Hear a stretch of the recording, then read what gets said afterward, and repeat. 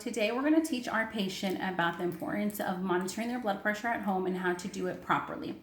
And some of the benefits of monitoring your blood pressure at home is to check if the medication that you're prescribed is working. Oftentimes we have patients come into the office or into the clinical setting and their blood pressure is elevated because they get nervous when they're at the doctor's office, or they might have had some caffeine or something of that nature, and they come into the office and their blood pressure is elevated. So we ask them to keep a log at home to see how that blood pressure is doing at home. So we want to give him some explanation on what to do properly. So here we go. So here's my patient, and what we're going to tell him to do is make sure that when he gets up in the morning to monitor his blood pressure, that he's relaxed. He monitors his blood pressure before he has anything to eat or drink, especially, like I said, caffeine. So if you're a coffee drinker or you drink caffeine in the morning, you want to make sure that you take your blood pressure before you do any of that. So you want to be sitting in a chair with your back up properly and your feet planted on the ground.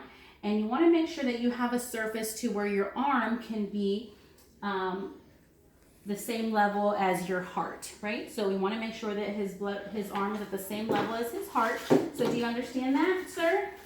Okay. So, and then you want to get your blood pressure cuff. So this is a blood pressure cuff that I would take for a patient, but they're going to have probably a device, a self-inflating device at home. But you want to make sure that the cuff is the correct size, because the cuff that's too tight or too loose can give you an inaccurate blood pressure. And so the cuffs will tell you where this indicator should be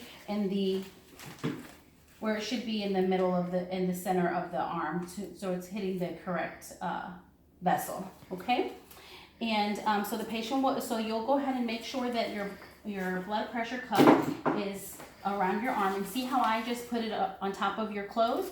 You don't want to do that. You want to make sure that the article of clothing is free from the cuff.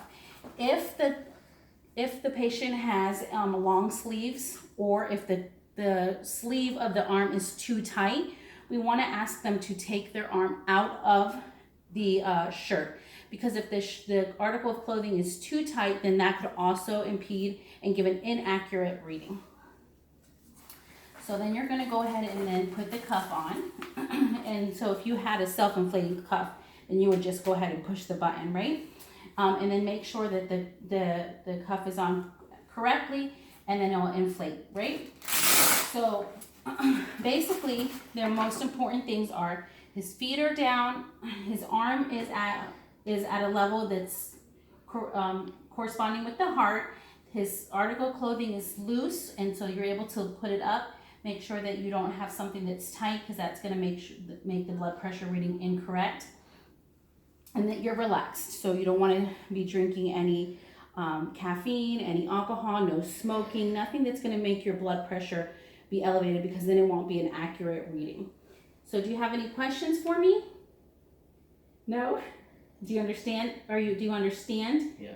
You understand how to take your blood pressure. And then so you want to log the blood pressure. So they want to make sure that they're logging their readings. So they're going to take one in the morning and one probably in the evening before they go to bed, after they've done their daily routine. And then they want to log those blood pressures and then bring that into the office the next time that they're in. And if they see that their readings are kind of elevated and they're taking their medications like they're supposed to be, then they can take their blood pressure monitor to their office, to their provider's office, so that they can compare and see if their monitor is calibrated or if they need a new monitor. So those are some of the tips that they want to go ahead and make sure that they're doing whenever they're monitoring their blood pressure at home.